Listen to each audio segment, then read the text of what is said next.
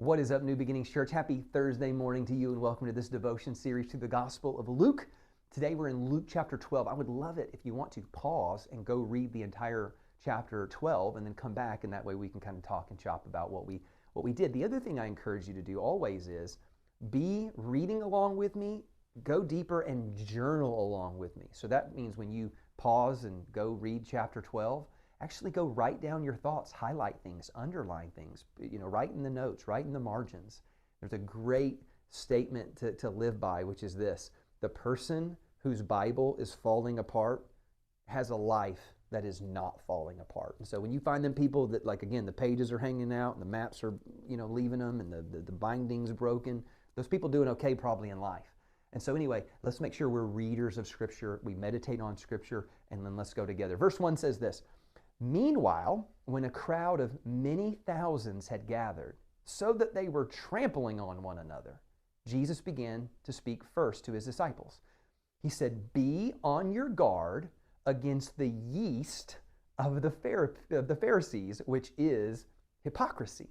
He goes, 'There is nothing concealed that will not be disclosed, or hidden that will not be made known. And what you have said in the dark will be heard in the daylight, and what you've whispered in the ear in the inner rooms will be proclaimed from the roof.'" So I love this. We were just talking yesterday about the Pharisees. Of course, he was rebuking them, giving them some woes, like, you better pump the brakes on that. You're about to go off a cliff. And now he's talking to his disciples. So you got to think of it. Okay, I just rebuked them publicly, but now I need to have a private conversation with my disciples, because this is a training moment, a teaching moment. He said this. He said, "Beware of the yeast of the Pharisees." So again, they think like a Jewish person. I think like, okay, they got bread. And of course, yeast is what makes the bread rise, right? And so basically what they're saying is that yeast is a metaphor for sometimes something that is unseen and so subtle, maybe even deceptive. You don't even know it's there sometimes. But if it gets in there, it's going to change things. It's going to influence things. And so this is where you have to consider all type of influences. No. What I watch, what I listen to, the people I surround myself with. No, there's a yeast, there's an influence. And if I let that influence get into my life enough, it is going to create change. And so he's pointing this out, but he's saying, now you need to be aware of the yeast of the Pharisees. And then he tells you what it is. He goes, the yeast of the Pharisees is hypocrisy. Now let's talk about that for a second. Normally, I think we have a poor definition of hypocrisy because we're not using the word that they used.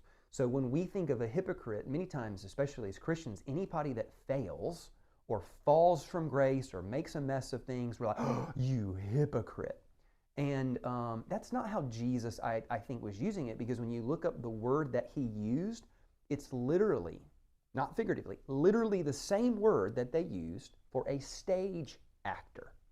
So if you were at a play and you were like, "Oh, mommy, daddy, who's that person?" You'd be like, "Oh," they would have said, "Oh, he's the hypocrite."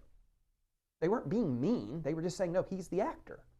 So what he was saying is that there's a temptation in these Pharisees to be phonies and to be actors, right? And so many times in life, put it this way, I remember having this conversation with someone recently, and they said, "Well, I failed at this and this and this. I'm such a hypocrite." And I'm like, "No, you're not. You're not a hypocrite." I'm like, "You're just a failure." and that's okay, because we all fail. That's not an insult. That's a matter of humanity, right? If you're a human, you fail, right? If you're a human, even if you're a Christian, you fall, you sin, you do things. And so to be an actor, though, is to act one way and then to do something differently, right? So for example, like if I get up and constantly tell you not to do something, but deep down I don't really care and I go do it myself all the time, well, then I'm kind of being a phony. Now, here's the difference. If I tell you not to go do something, but because of my own frailty and weakness, I go do that thing, I'm not condoning that. I'm not trying to fake you out. I'm just failing at life, and sometimes that happens. And so what I would encourage you to do is this: seek the opposite of hypocrisy.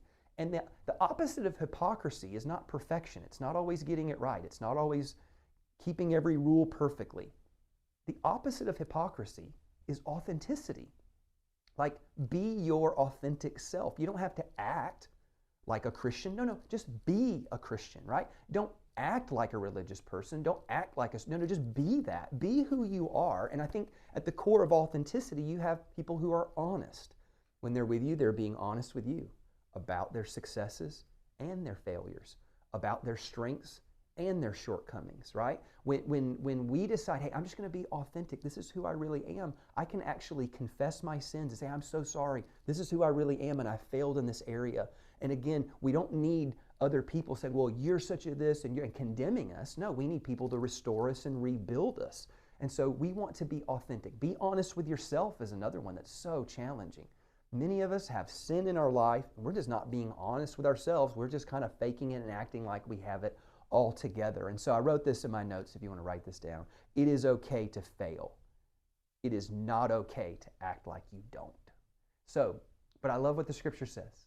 A righteous man, though he falls 7 times, he keeps getting back up. And so in life, we're going to fail, we're going to fall, but let's be authentic about it, because in our authenticity, I think we'll find strength. In our authenticity, I think we'll find help and support and encouragement, and we can get back up again. Church, I love you so much. God bless you. I will see you tomorrow.